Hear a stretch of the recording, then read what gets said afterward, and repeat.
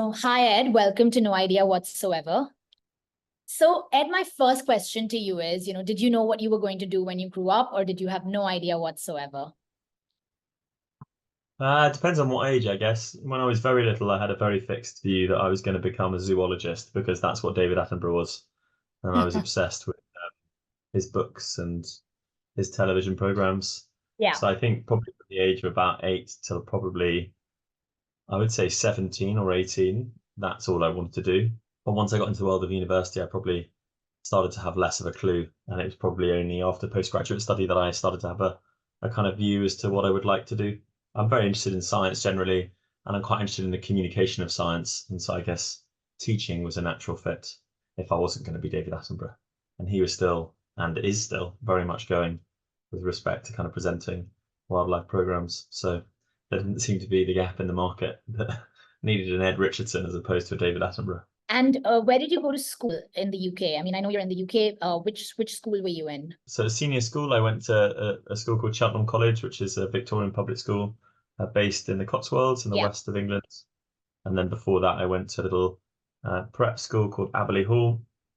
And before that, I went to a little local school called St Edward's and had a lovely time at each. Yeah, I really enjoyed school, the sort of holistic nature of British education and the fact that you could be learning, yeah, in the classroom and enjoying that, but also accessing lots of opportunities outside of the classroom or supercurricularly or extracurricularly. And I really enjoyed that kind of roundedness of my education, I think, and thrived in it because I think there were certain areas of my education where I definitely found it more challenging. And what would you say, was one of the key things that, or the extracurricular activities that the school really focused on outside of your academics? I mean, for me personally, I think people from the outside looking in would suggest that I was pretty sporty, but Okay. I don't think the school necessarily like accelerated that, encouraged that more or over and above other things like music or drama or art or something like that. I think there's also something slightly more binary or reduced than those kind of fields. I think British education, at least now reflecting back on it in my position, I'm able to realize that I think these things, sport, music, art, drama, debating, the societies, the activities, all the things you can do, they're all great, brilliant, Yeah. and interconnected. But ultimately, there are skills that underpin them. Yeah. The idea of collaboration with your peers, the idea of effective and clear communication, the idea of working towards a common goal. So there are lots of things in which, or sorry, lots of skills, character traits, etc. I think that are developed, encouraged through these sorts of activities. And I think my experience of education was such that we were encouraged to be doing as much of those things, the academic elements. And as a consequence, I think that's where this term roundedness comes, because I think, we were encouraged to do all of these things. And I think as a consequence, we perhaps became more efficient communicators, more efficient team players, more efficient logical and lateral thinkers, possibly. And that's not to say we're all brilliant. There's definitely a range and a spectrum there. But I think because you were in those instances where you were needing to use those skills, those character traits, I think that really sort of heightened the need for them and therefore encouraged the development of them. So, I mean, in sport, which was something that I really enjoyed doing, there's definitely a space where all of these sorts of things are fundamental to the effective engagement with that sport or any sport, whether that be individual or team for that matter. So I definitely experienced a lot of those, or was able to develop a lot of those skills in playing sport. But I was an all-round scholar, so I was encouraged slashed asked basically to ensure that my brief at school was pretty broad at senior school. So I Yeah. had to maintain music, I had to be involved in, was also expected to be involved on the sports field. And so as a consequence, therefore, and perform well in the classroom. So I think I was encouraged across the board. And, of course, you were a scholar, so things were very different for you. But for the children or the other students who were at the same level, did the school have any additional programs or did they encourage them in different ways? Yeah, I mean, ironically, scholars in my time weren't hugely different in my school setting. I mean, there are schools where scholars are separated if they're academic and they're in certain boarding houses, if it's a boarding school. They might have different insignia, different sort of wardrobe, different medals or badges or whatever. We didn't really have that Okay. at Cheltenham, so weren't even recognised as one in the sense that It wasn't like everybody else knew necessarily. It was just more that the school knew, and therefore your housemaster or head of year and your tutor knew, and therefore they were to encourage you basically to honour that. And there were, in some instances, conditions to the scholarship. I think these sorts of things are less and less now. But yeah, so I don't think the kind of the non-scholar or the non-bursary candidate or whatever was able to access less. And actually, in those days, there weren't these specialist programs, which there are now for scholars, if you see what I mean. My brother is a housemaster in a big independent school and used to run a talented athlete program. We never had that. So essentially, all the sports scholars would be on a special program of nutrition and strength and conditioning and things like that. I mean, that would never have existed. The ones I can think of that probably do still exist are the fact that music lessons for music scholars typically are paid for by the school if you're a music scholar, as opposed to parents. So you get a certain access to those, and they're pretty expensive. So that was a real benefit, really. Whether or not the students really quite appreciated that, I'm not sure, but certainly the parents, I'm sure, would have really appreciated the fact that, a music scholar is often playing 2 or 3 instruments. That's probably, possibly 1-2 lessons a week individually for an hour.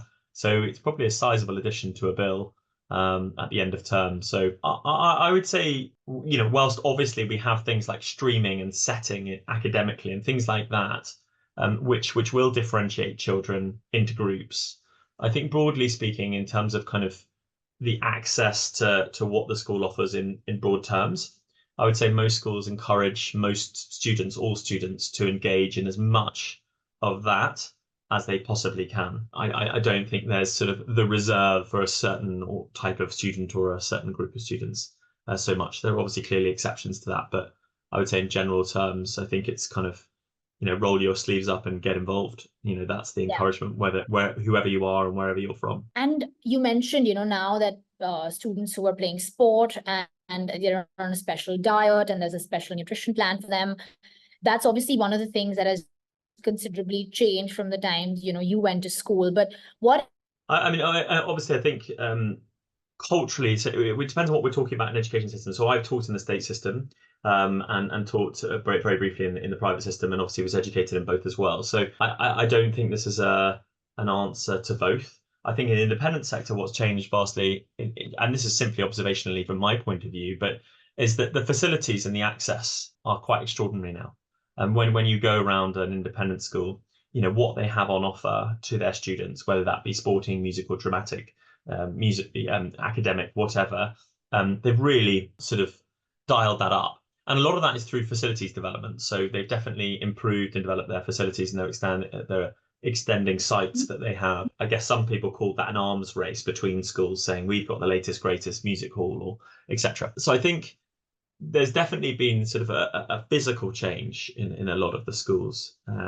I think what's going to be really interesting now is the sort of value proposition change. So how compelling schools are in demonstrating to would-be parents and existing parents, quite frankly, what the value for money proposition is.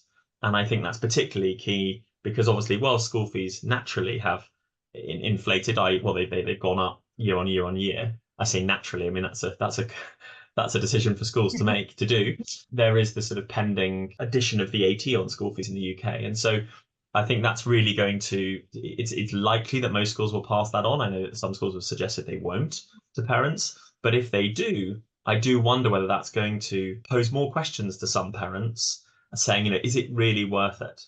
And I think that value proposition is going to be really interesting, and see how schools demonstrate this to their current and would-be parents. I mean, that said, it's not like I don't think they've been doing that. It's just that that's going to be a very important sort of aspect of customer engagement now. So I think in terms of, facilities, physically, the schools have changed. They've also got sort of much bigger in many ways in terms of what they can offer. The kind of list of activities seemed endless now. Even in subjects, I think the breadth of subject study you can do in a lot of these places. And I would actually put that across the state as well. So it's not like, I think that's a preserve in academic terms of the independent sector. So I think choice is a lot wider.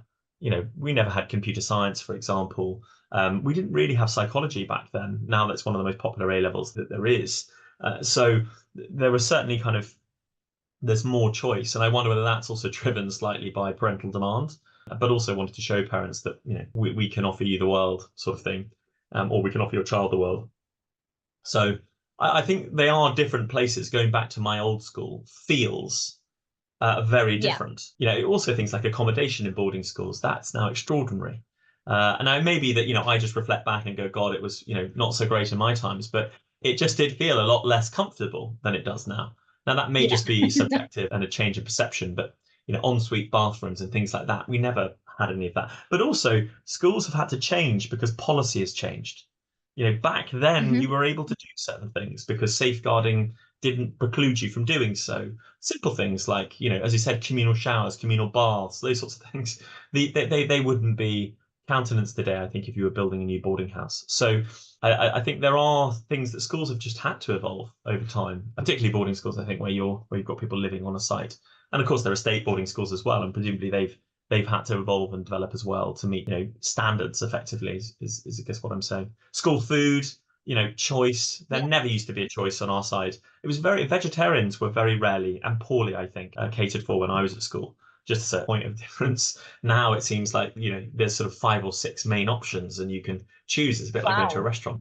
Yeah, I mean, this is obviously that's a preserve of the independent sector, definitely. Albeit that I taught in a school which had pretty good food within the state sector. So yeah, I think schools have changed, definitely. Physically, they've changed. I think their offering has got broader. What I'm interested in is whether you can maintain that offering in a world where I think your customers under slightly more pressure, potentially financially speaking. But a lot of people incline towards homeschooling because of the rising fee and things like that, or do you think that's still a long shot? Yeah, so we do quite a lot of homeschooling at Keystone. We work with probably between 40 and 50 students a year. I would still say the lion's share of them are to do with some sort of social, medical, emotional, psychological, or geographical issue, which effectively has meant they've got to be out of school for some reason.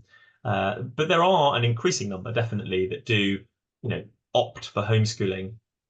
2 things I would say there is that, I think a good homeschooling program, often is equitable in cost to an independent school, fees, possibly even more so, because obviously it's one-to-one, etc., those sorts of things. And I also don't think it's a replica to it. So I think if I was a parent I was in the independent sector thinking, well, I might homeschool now. Yeah, you might get wonderful academic instruction and that would be great. But I think school, whether that be independent or state, is so much more than that. And particularly in the independent sector where they really beef up the offering of, the extracurriculars. And in some state schools they did. My state school was wonderful at that, had a really great extracurricular offering to students, which I thought was brilliant. So I think that's a kind of an interesting consideration. And I think that you don't get that when you go homeschooling. I think that puts a lot of pressure on the parent to then, how do they engage with local sports clubs? How do they get the music and the drama and the whatever else in? The collaborative work, basically, that you do with other students. And that, of course, has social implications, I think, for the development of a child. So I think homeschooling can be a wonderfully effective tool, but I think as a choice, I think that needs really careful planning. And of course, the people that do it, they're often very committed to that. That's great. And they'll also have particular educational beliefs and values that they believe homeschooling really espouses or gives them, which another option wouldn't. I guess what you're suggesting is sort of this choice between independent or homeschooling. And I don't necessarily think that's too much of a choice commonly, because I think they're very different. And so I think you'd be leaving an independent school probably to choose homeschooling because you didn't feel the independent school did something for you and you felt that homeschooling would do something for you. I don't think it's kind of an either or, really, in my view. Yeah. And, you obviously, going back a little bit to your education and your journey, you studied at St. Andrews. How was that? How did you prepare for it? Tell us a little bit about that. Yeah, I mean, well, it sort of was much easier in my day to do these things. I often say to my wife who I met at St. Andrews, I'm not sure that we'd get in now, and I'm not sure that we would be as successful as we were then. So I think grades have inflated. Schools are churning out more and more and more top grades, and I think getting into the top universities, even if you look at the entrance requirements now, with the addition of the A star, that was before my time. Well, it's after my time, sorry, the A-star. So I think it's a tough draw now for students applying to the top universities. I think it's pretty competitive, and I think it requires really committed preparation as well. In terms of mine, yeah, school did a pretty good job. I mean, I had a great tutor. He was constantly dragging me through the process. I don't think I was particularly proactive. It's quite interesting. As a teacher, when I was doing this with students, I really used my personal circumstances to explain how not to do it. Because I think I was very like last minute. I was quite reactive. I didn't really worry about the deadlines so much. I didn't research. I didn't really think about it. I mean, the irony is I turned up to St Andrews the first time I ever visited was when I started on day one. And so, Wow. and That's I went crazy. on the judgment. Yeah, I went on the judgment of my tutor. I said, where do you think I should go? And he said, I think you might enjoy this place. And it was literally the other end of the country. It was in another country to what I live in England, and obviously it's in Scotland. So, but it couldn't be further away if I tried from where I lived, my hometown and things like that. So I turned up, and luckily it was great. And the person that um, advised me, which I think is a really good point actually to make, and students don't realize enough, is that this person had known me for 4 years. And so really understood and watched me develop through my teenage years and I guess starting to become an adult. I would argue starting because, still at 17, I think we think we're adults, but the reality is there's quite a long way to travel yet. Absolutely. And I think they were very well placed to say, look, I think this is a great option for you. I remember being quite interested at that time. I had offers from everywhere, so I had 5 options when I chose my sort of firm and insurance. And I remember being more swayed by another university or something, and said I'm not sure though. And asking him, and he then came up with the university that I probably would have least thought of on my list. And it was great. He was 100% spot on. It was an amazing experience. In terms of preparation, yeah, school did a good job. They gave us sort of workshops on personal statements and things like that, and so we knew what we were doing. But there wasn't the pressure that I think is felt today. We Yeah. didn't have AS A2, so we had just had A levels, and you did them at the end of the lots of the cycle. So that was quite an interesting thought, which is quite different to now, or sort of different to now in many respects. So I often wonder whether my sixth form experience was more enjoyable than the average now. I had so much fun playing a lot of sports. I was Yeah. in plays and things like that. And I just don't think I would countenance that now in an independent school. I just feel like I feel like, That's all university exit pressure. outcomes, there's a lot of pressure that goes with that. And I'd be Yeah. really intrigued. I mean, I know these schools and state schools do wonderful jobs in supporting students through their journey, but I'm thinking about me myself and whether I would be doing that. And I'm sure I'd be ably supported and I would do all the same things I did before, but I feel like there's a greater sense of urgency there than there was when perhaps I was there. And obviously because there's greater competition now. I Correct. think preparation has had to step up.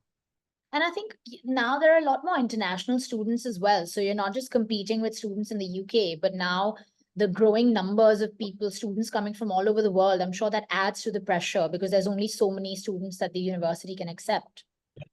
Yeah, yeah. I remember when we went to St Andrews, I was there when Prince William was there, Yeah. and I think that massively sort of shot the numbers of students up. What? Um, Particularly, I think women, there was many more female applicants. I'm not sure whether it's because they all wanted to be the Duchess of Cambridge, but did we also had some universities had very good links already and had established links, and St Andrews was one of them. They had very good links with America, so there used to be a lot of exchange, a lot of students who applying from America. So I think that's also the case. But you're absolutely right. International numbers across the board, yeah, since I was at university, which is a long time ago now, have significantly risen. So yeah, the competition for places is much greater now. Did you ever become friends with Prince Williams or not really? I can't claim that. I wonder how many stories there are that exist on those grounds. I watched an aberration because I feel like he did get stuck in to university life in a way where it was pretty normal. I mean, as normal as I imagine you could be given who he is. Yeah. So we definitely sort of engaged each other in certain areas, like on the sports field. I played some rugby sevens against him and things like that. But yeah, he was I say relatively because obviously he really wasn't, but normal student by all accounts. And I don't know how he reflects on it, but I think publicly he's very positive about his experience there. So yeah, it was a great time. and it's a lovely place. It's very small. There's about 7,000 students in a square mile. Yeah. So it's quite like school in some ways. I would argue that it becomes quite irritating at the end of the term. You know, at the end of the term, you want to go home and get out of the bubble because, you know, you can't go to Tesco's and get your shopping without seeing 5 or 6 people on the way there and probably 3 or 4 people in the shop. And it's quite intense in that way. But I loved it academically and socially, and some of my greatest friends in life I found there. So I can't complain, and I really enjoyed it. And I think Scotland is beautiful. I mean, it's one of my favorite places in the world. I went to Isle of Skye, I remember a couple of years ago, and I drove from London. And I don't think there's a place like that in the world. It was absolutely beautiful. I loved it. Yeah, no, it's great. I mean, I'm a big fan of it. In my role as an advisor, I always find it very difficult to advocate Edinburgh or Glasgow or St Andrews, and that's because everyone just thinks it's miles from anywhere. And obviously London is such a, for international students particularly, that's just such a magnet. Yeah. And actually, if they thought a bit more broadly and they were willing to take a bit more risk, I think they would be really pleasantly surprised. It's a bit colder, of course, but I guess the advantage of being on the East Coast is a little bit less wet. If you're in the Glasgow West Coast scenario, I'm informed reliably by ardent Scots that it's a bit wetter than the East. But yeah, it's a beautiful part of the world, and I had a great time. And, you know, after St Andrews, you, of course, went to Oxford and you did your master's in teaching and learning. How did you make that transition? How did you decide to start teaching?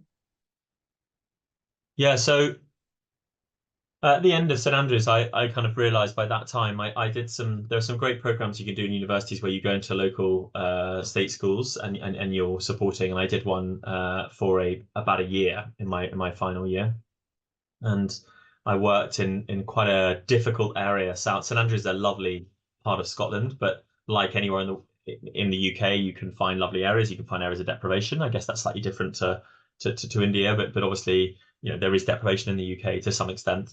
And I went to a pretty rundown coastal town just south of St Andrews by about 40 minutes, and it was in a big secondary school there, helping with science. That's my background, and it was really amazing. It was really interesting. It was pretty sort of rough and ready and quite intimidating at times.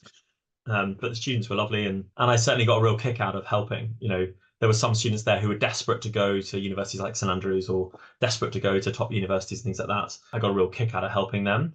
There were also students who just were desperate to get a particular grade because that would mean that they could then go on to vocational qualifications and skilled work and things like that. So there were different students who had different ambitions, quite starkly different in some cases. And I just got a real kick out of kind of working with them and helping and doing my bit in terms of on their educational journey and adding some value. And I think when I realized that was something that potentially could be really quite neat and I get a lot of satisfaction out of it, then I decided to do that too. I also kind of dabbled in trying to be some sort of professional rugby player and then coaching, and I think coaching, I got a lot out of coaching people, and I think and had some reasonable success with that as well. And I think what that taught me was that actually, you know, that's great if you can harness an individual or a team or a group or whatever to achieve a sort of common goal. There's a real sense of satisfaction that you get from that process.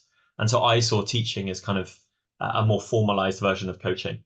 And I guess at this stage, still in my age, you know, coaching wasn't sort of a professional vocation yet. I don't think. In football it probably would have been, but in the sports that I was interested in, like rugby, it was still, you know, really the reserve of the absolute elite. And so I didn't think there was a kind of a viable option really. So teaching seemed to me like a logical next step, and it also would enable me if I taught in certain schools to do coaching as well. So I thought I'd get a lot of satisfaction out of that, and that's that was a big pull. So I decided to do my PGC at Oxford, and then I taught, and then I did my master's in teaching and learning. So I did my master's in teaching and learning whilst on the job rather than kind of taking a sort of a year out to do it. So that was really great fun, if not exhausting. How is Oxford different from St Andrews? Like, of course, you know, you were older. There was a lot more you had to do, and it wasn't really like you know, your undergraduate degree. But how is it different in terms of, you know, the sort of professors and the campus? Yeah, I'm probably, I don't think I'm a complete outlier, but I found Oxford really underwhelming. Really? I Yeah, think it's the first I person and actually the found only it. person in the world who I, has said that. I actually found it quite disappointing. I kind of probably there's two reasons why. One, I built it up to be, really, really great. Hmm. And it was. There were elements of it that I really, really enjoyed. I guess you've got to get two things straight though. The first is that, when I was doing a PGCE, you're obviously then teaching as well at the same time. So you're not in university at the same time all the time. So it's a very different to doing kind of a straight master's in kind of research or something. And when I did the master in teaching and learning, I was only dipping in and dipping out because you were effectively doing it on the job. So my experience was quite different, I think, to the average postgraduate in many ways. I guess underwhelming because I wanted more from it. I wanted it to deliver more. I thought that I would get these sort of really nourishing conversations and I'd, be enlightened in some way and really enjoyed it. There was a particular person there who was instrumental in my life, I think. At the time, I don't think she would know that she is, but I just found my interactions with her just great. She was obviously a highly adept teacher in and of her own right, and then turned researcher and worked as a don at Oxford, and she just really, really gentle, but really insightful. And I think I enjoyed my interactions with her, but I almost didn't get that many. And so, yeah, I sort of, it's also kind of eclectic mix as well, people. And I think that was interesting. It was challenging at times because it was very different to my previous university. But yeah, I sort of felt like I wasn't able to extract all the juice from it, if that makes sense. And then I also felt that it didn't work that hard for me either, if that makes sense. There was quite a high level of expectation, but I don't feel like I met that, but I don't feel like it gave me back as much as perhaps I'd wanted it to. So yeah, and I think this is a really good lesson actually for students is that we have a lot of students who are very, very focused on getting to Oxford or Cambridge or LSE or somewhere else or Imperial or whatever. And I think they build these places up to be things they're not. And Hmm. really understanding what the mundane will look like, the day to day, the essay expectations and the turnaround times and the those sorts of things and how the teaching and learning will work and how much interaction with certain people you'll get and that sort of stuff. I think that's really good. I think because that gives you a really accurate view of what life might be like. And the problem I think I found was that I perhaps didn't do enough of that. Like I knew I wanted to go there. It worked very well for me. It was much closer to home. This was my next step. I'd already been at university for 4 years, so I needed to think carefully about travel and cost and things like that. So I'm really glad I went, but and I'm very proud of what I've done there. But I think it wasn't as enjoyable as St Andrews. I really enjoyed St Andrews academically speaking. I felt really stretched and challenged, and I enjoyed the wider life of being in St Andrews greatly, and I'm very thankful of going. I'm very thankful to my tutor because without him, I'd never be where I am now. I wouldn't have met my wife. I wouldn't have met all the great friends that I have now, and I just wouldn't have done that. And that was more on someone really taking the time to go, I think this is the right place for you. And I think that's why schools and teachers are so important to students. I think Hmm. students more. Absolutely.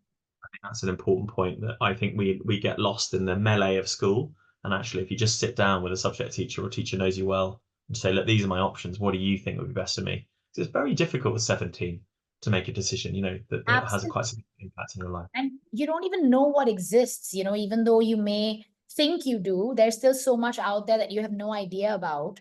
And teachers can really change that for you, which is why it's so important, especially in a country like India, where there are so many bright people, super academic, very clever. They really, really, what we really lack is well-trained teachers across the board to be able to guide students in the right direction.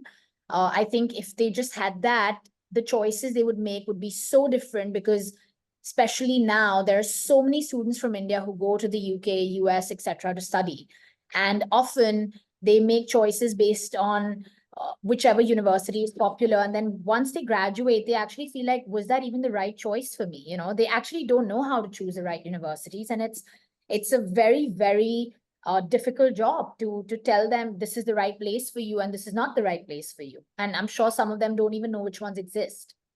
I think that exists all through at school choice, at university choice. Our consultants and our tutors struggle with that every day, and I think managing expectations is a critical part of of working in education, whether you being in a school or in a tutoring organization or being an educational consultant. And I think the reality is that a little bit of information, I think, in the wrong hands or with the wrong intention slightly, it can really confuse and befuddle things.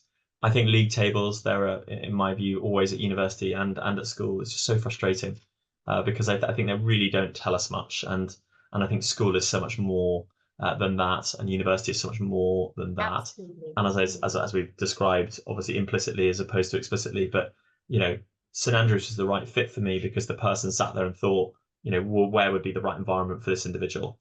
And it's also the benefit of the fact it was a good university in and of its own right, but the reality is they were really thinking about that rather than thinking, what's the university with the greatest kudos on that list, or what's the university that ranks the highest.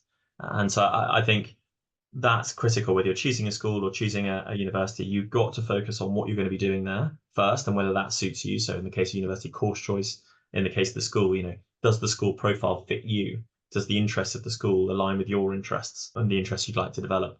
And then I think the second point then is thinking about, more broadly, the environment and the nature of what you're going to have to do. In my case, Scotland is a long way away from where I was going to live. So that's a huge commitment. And so does that work for me, or do I want to be a bit closer to home because I want to be able to go home more regularly, or whatever that might be? So I think it's a multifaceted process, educational choice, but I often think we spend too much time focusing on things like data, particularly league tables, and I find them quite frustrating personally, as I know schools do, and I think universities do as well, because I don't think they paint it anywhere near the full picture. And, after Oxford, of course, you joined Keystone in 2012 as a managing director. Of course, you love teaching. You were always passionate. You did that already when you're in Scotland. How did you decide to join Keystone and really scale it to make it the #1 tutoring company in the UK?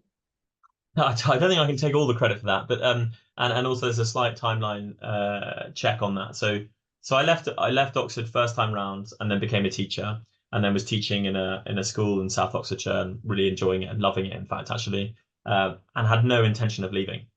Okay. And was very much enjoying my time and was progressing well in terms of both my teaching, my pedagogy, but also, I guess, in terms of my professional development and where I was headed potentially within the context of the school structure. But as ever in life, there are other things that are personal things, and my better half was based in London and I was based in Oxford, and that was always tricky and challenging. And I think trying to kind of align ourselves a little bit better, I realised that if we were going to go down the road to where we are now, married with children, we probably one of us needed to give. So and I thought that probably it might be more sensible. The other thing I thought, which is that I'd always got the most inspiring teaching from those that had done something outside of school. So they weren't institutionalized the whole way. So they'd been in the world of commerce in some way. Some of my best teachers from my secondary school were definitely those people. So they'd had a little bit of color somewhere else, some other bit and piece they did. It may have been for a very short period of time, but you could see that was woven into their lessons and woven into the advice they gave you. And so I thought, look, this is great and I'm loving it, I'm enjoying it. There's this personal reason why I might need to move to London or whatever. But there's also this kind of latent professional reason, which is that I want to have a bit more interest or something to combine with the teaching, and maybe that makes me even better teacher further down the line, different experiences, and I was quite keen on all of that. So yeah, in a February half term I went down and did loads of interviews in London, lots of things from shipbroking to insurance broking to tech to all sorts of things, accountancy, big graduate firms, tiny firms, the whole lot. And at the end of it, all I knew, I think I did about 18 interviews in 1 week or something ridiculous like that. I was exhausted in half term, and I should be actually resting and ready for the second half term. At the end of it, I was like, what have I learned? Like, I had a few job offers, which was great, but I was like, the only thing that all these people could talk about was sort of like, well, you can earn X in Y time. And really what I looked at is I wanted to find people that I really wanted to work for, or was inspired by, much in the same way teaching and coaching is that, you're inspired by or you're going to work hard for. And I just didn't see that. So I thought, that's it. I'm going to go back to school. Can't really find anything. Going to try and find another school in London. That might be the way to do it. And then, I actually first started tutoring for Keystone because a boy was expelled from a school and lived very close to where I lived. And they were looking for a tutor who could teach him biology and chemistry. And I was teaching biology and chemistry at the time. Biology, A-level biology. And so I taught him exactly the syllabus that I was teaching at school after schools. And it was great fun. And yeah, really interesting. And I learned a lot about tutoring then. I didn't really know about it prior to that. I didn't know it existed. And I then saw, because I was then connected to the organization a while later, I then saw that this advert being published. It was actually for a director of education. So the two founders, Will and Josh, it was for their first real appointment, their first salaries, I think, possibly, full-time salary, possibly is the right way.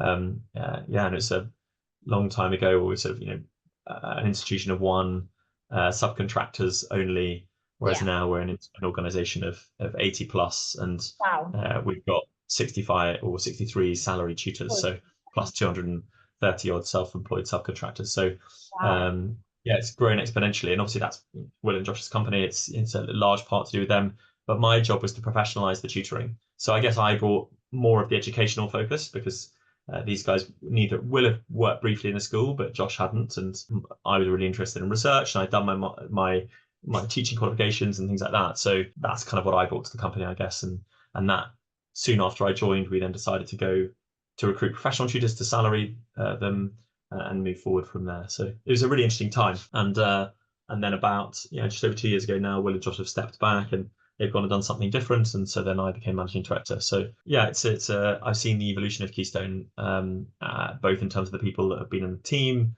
but also in terms of the services and the products and the families that we work with, and who we work with. That's hugely changed.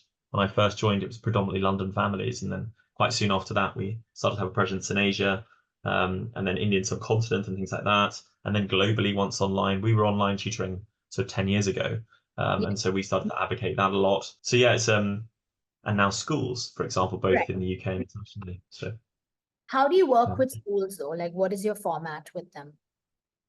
So our elective service effectively is kind of filling the gap that the school has. So in some schools we teach whole A levels. So if they want to offer a particularly niche A level, which they don't want to employ a member of staff for, maybe they've only got 4 children who want to do that A level.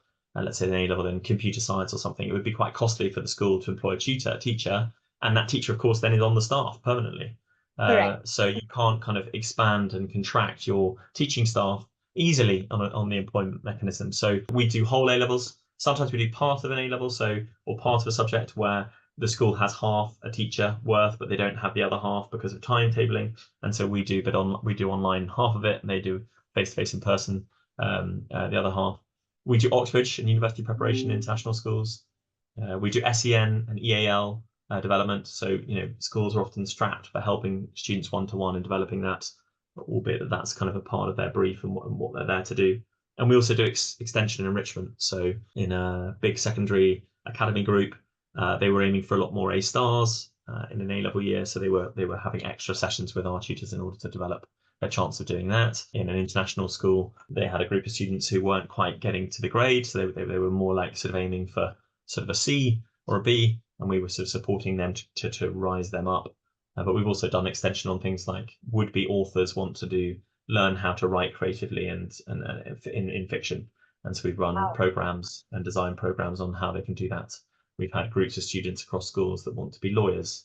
And so we've done an introduction to law course and things like that. So yeah, essentially trying to pick up the gaps that schools might have in provision and work alongside them to fill those. But I would say the predominance is around university preparation, EAL, SEND, and then crucially delivering A levels, GCSEs, IGCSEs.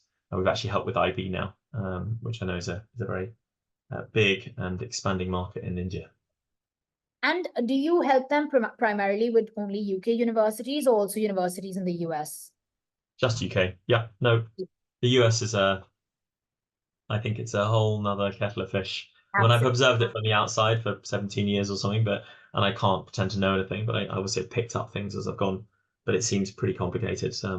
I'm sure with a very good advisor, and we have a view that we refer on to, you can break that down very quickly and very easily and demystify it for students. But no, we don't do that. We don't do Europe as well, which has become increasingly popular actually for UK-based students. So we don't do that either. But we refer families on to advisors that do have experience in doing that. And you mentioned that you were helping students who were say getting a grade C, and you wanted them to go up to a better grade. How do your tutors ensure that students are getting better? Because that's a huge commitment, and it's not necessarily the easiest thing to do. But is there something special that Keystone does that allows students to get better? I think Keystone is informed by one word, and I think it's professional. And I think that's, I'm not to say that any other tutoring company in the world isn't, but I think that's the word around which we build our service, whether that be the person on the phone who's, first engaging a client, whether that be our tutor delivering, the session to the student, and anywhere in between that. And I think it's just a really systematic approach, I think. So, often our lessons start with an assessment. At the beginning of our mission start with an assessment to understand where the student strengths, areas of development are. And then effectively, we then have a program which we then work on those areas. And obviously, by doing so, you're likely to then improve their chance of scoring well. We clearly try to work with schools, in this case, the example is, but obviously parents to really understand, what is known about the student and why is it that they're scoring this grade? Yes. What is it that they need to improve? So it's not just our own assessment, we're also bringing in data from outside.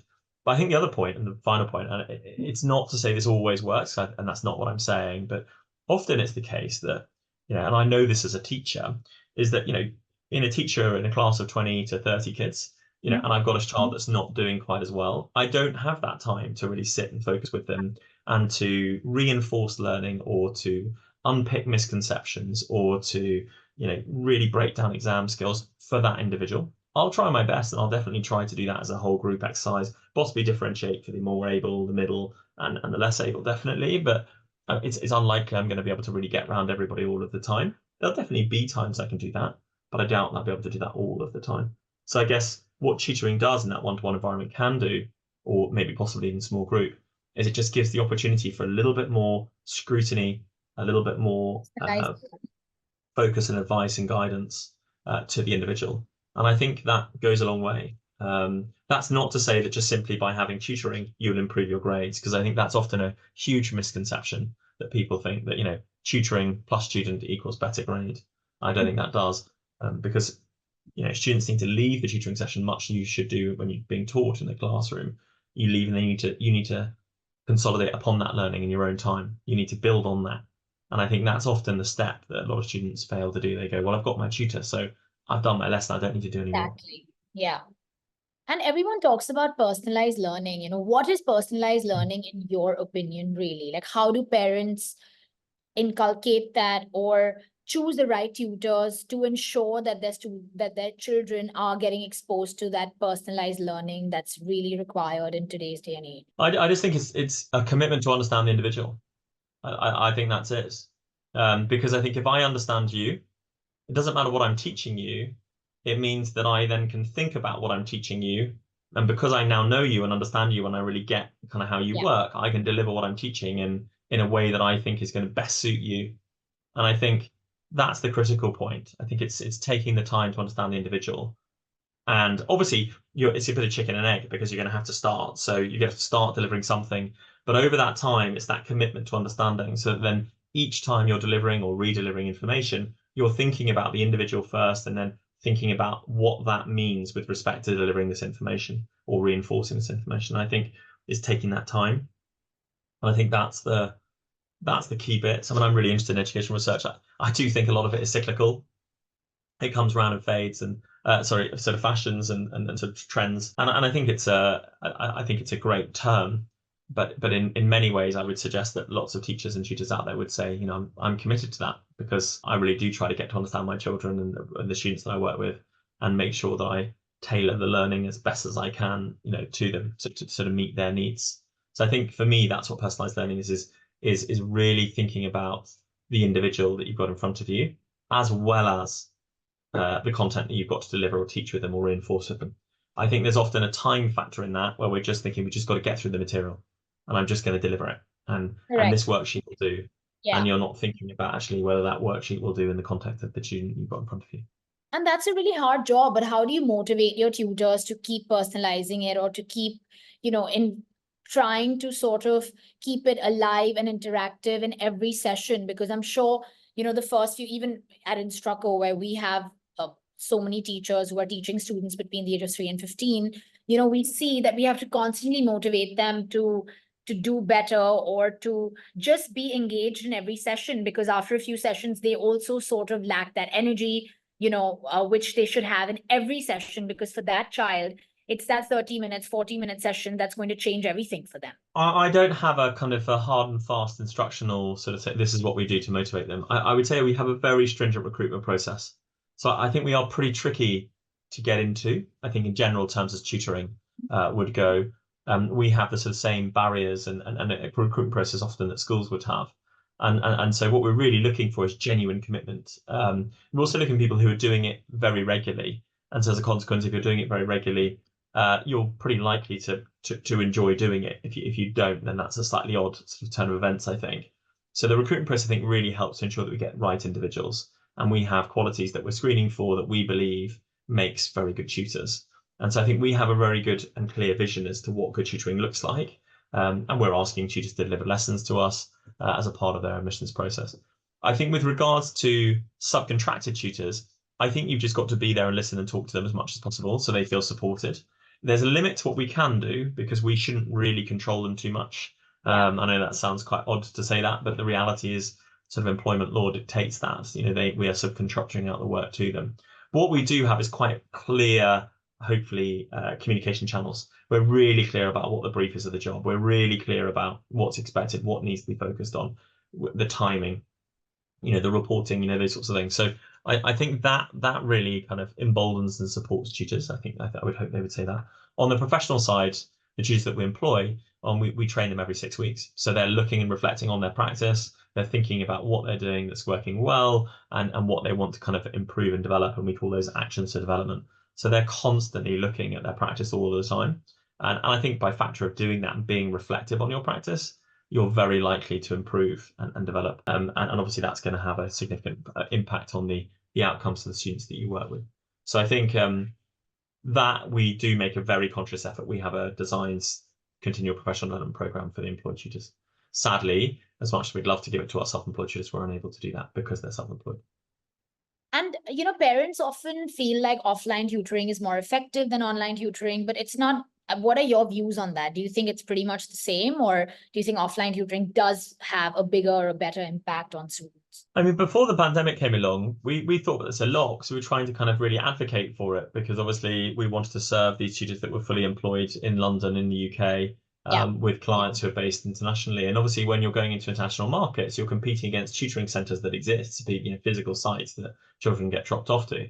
And so other than the convenience factor, which is to say to mum and dad, look, you don't need to drive your child to the tutoring centre, they can do it at home, and which obviously for some people is a real sell. Absolutely. The other point is you've got to, what is the advantage of this and how is it different? Is it better? Is it not?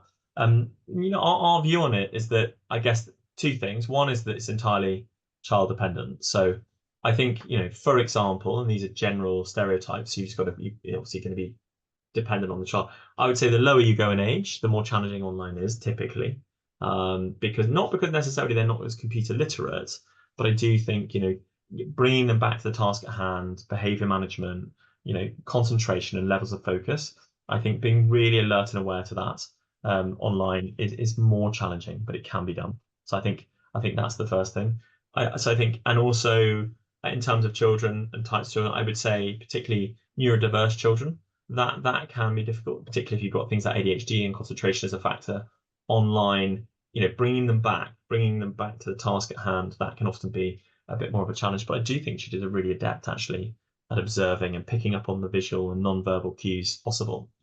That's why it's so critical. I think cameras are on. Students definitely got into a bit of a habit in COVID and turning the cameras off.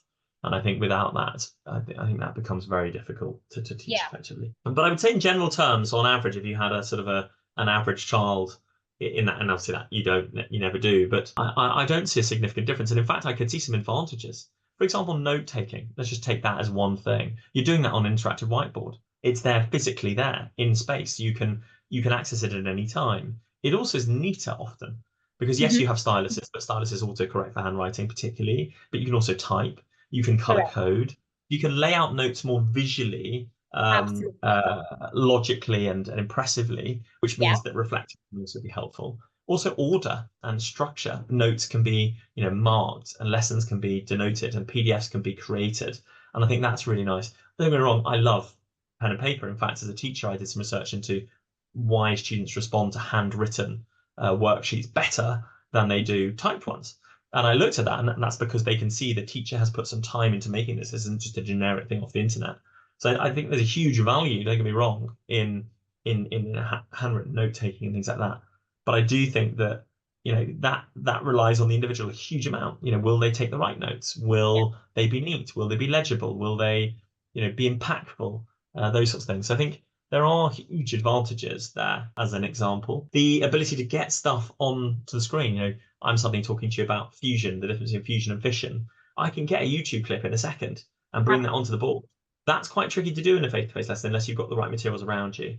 And in fact, actually what we saw after the pandemic, but also before the pandemic, is how can you bring an online lesson into a face-to-face lesson? So we still see tutors using whiteboards, but in face-to-face sessions, because that's a really good way of noting everything you've got down. It's there, it's physically, it's a much easier access. And of course, parents can access that at any time. That's an also thing, which often you don't get the window into when you're a parent, is you can sit and listen, by the door, does it sound good? But in the context of online, you can often join it. Just, turn your camera off, and they'll pretty much forget you there after a while if the tutor's sharing screen. So there's lots of opportunity, I think. I would be reluctant to say one is better than the other, but I definitely would be quite ardent in saying that I don't think one is significantly worse than the other. And I really don't believe that. I think the same educational outcomes can be achieved in both. But I do think the student, the type of student we're dealing with, and also arguably the tutor, we have some tutors who go, no, do you know what? I am much better in person. So, and I respect that. So it's also about your dexterity, and how you can deliver and how you feel you're going to make your biggest impact. So we're a huge fan of it. We do a huge amount of online work. It's now disproportionately more online than it is face to face. And I do think lots of things like the convenience, letting someone into your own home, I think that was always tricky, particularly if you had a tricky customer as well, or the relationship didn't quite work, and there's no doubt that students in their own home, on their own, online, potentially could be a little more comfortable. That may not be a good thing because they may get distracted easily. So I think there's swings and roundabouts with it all. But I think a tutor who's cognizant and mindful of these potential pitfalls of online, I think that means then you're really well safeguarded against it being unproductive. And we, again, with our professional tutors, we invest quite a lot of time into that, thinking about, how do you spot when someone isn't quite there, or and obviously there's the software that's very helpful at doing that now. And what is your advice, for students and parents who want, for parents who want to send their kids to the UK to study and, get into schools like the Oxbridge of the world? How do you, when do you think they should start preparing, and what do you think is really important for them to be aware of before they make the right decision? So I always think it's really important to start as early as possible. That doesn't mean, when they're in the womb, but I definitely think, if you're going to come, let's say at 13 to a boarding school, I think you need to be thinking about it when you're 8 or 9 at the first outset. I think if you're going to come to Oxford, as a, straight after school, I think you need to be thinking about that. So 3 years earlier. And it's not that you're going to be absolutely dead set on it at that point, but I think you need to be having a discussion around that and what that might look like. And I think then also coming and visiting and seeing what they look like. These schools and these universities are great, but and they obviously have wonderful websites and virtual tours and everything else that goes with it. But I think there is no substitute to being there and being present and seeing it and feeling it. And the final thing I think I'll say is, which I do think is a common trait amongst international candidates, is they always sort of, when you have your meeting with them, but you don't understand, my child is incredibly bright. And I'm always sitting there going, no, that's lovely and that's great. But it's a bit different to the UK, so you don't get it. And I said, no, I really do. But what you don't perhaps understand is that you might be from this country and you might be really bright there, but actually the really bright students from this country, this country, this country, this country, this country, and these other 20 countries are also applying to said university. And as a consequence, therefore, it's more about thinking about how the individual can be developed and as prepared as possible for this. I often think it's sort of parents and students turn up and go, well, look, this is me. Am I going to get in? And it's sort of actually, it's great. You've done a wonderful amount of things, but now we need to hone this. We need to prepare this and make this specific. Set off on a journey to ensure you're in the best possible position to make a competitive application. And I think that's that can often be quite shocking for people. I think they sort of, but you don't understand. My child goes to the best independent school in India. He's and is the top of his class. And I sit there and go, I understand that, but I really do, because I've actually seen over the last 10 years, at least 3 of these people a year. So I know what they look like, and I'm not doubting his ability in any way. But I think what I really want you to understand is just quite how competitive this process is, and how this process works, and how therefore your son or daughter needs to be prepared accordingly for that. So it's more the kind of managing that expectation that you can't just rock up and win a place or expect to win a place, I don't think.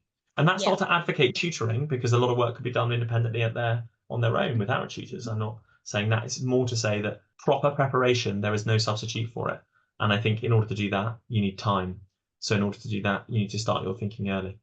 So I think that's the right people, right? critical. I mean, often parents don't know who to really rely on. I know there's so many of instructors, parents who keep asking me, where, which counselor should I speak to, or who is the right person to help my child get into this university? So even that selection process of who will help the student is very important. Yeah, I agree totally. And yeah, I think that's a critical part of the process. Yeah, seeking help for international students is good. But I think if you start early as well, you can be pretty diligent. You can do quite a lot of research yourself. And I think if you're a university level student, I think that's really important. I think that's really important. I think I'd like to see a student who's really thought about that and isn't relying on mum and dad to push them to get it. So I think, and indeed, a lot of them are. They're impressively diligent and independent, and that's great.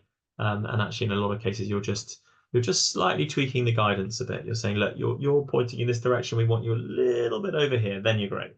And I think often it's small changes in some cases, but in other cases, I think they've really underestimated quite what's at stake, and that's possibly because they haven't looked into it in great enough detail. Great. So thank you so much, Ed. I think this was very insightful. We know a lot about universities, how to get into universities, the right preparation, the time that's needed. So thank you so much for coming on the show. And, I'm sure a lot of people are going to be interested in Keystone and really how you teach, because it's such a unique, such a unique way of teaching. And I think everyone I've spoken to in the UK has only said amazing things about Keystone. So really, congratulations, and very excited to work with you. Thank you very much. It's lovely to speak to you. Likewise. Thank you.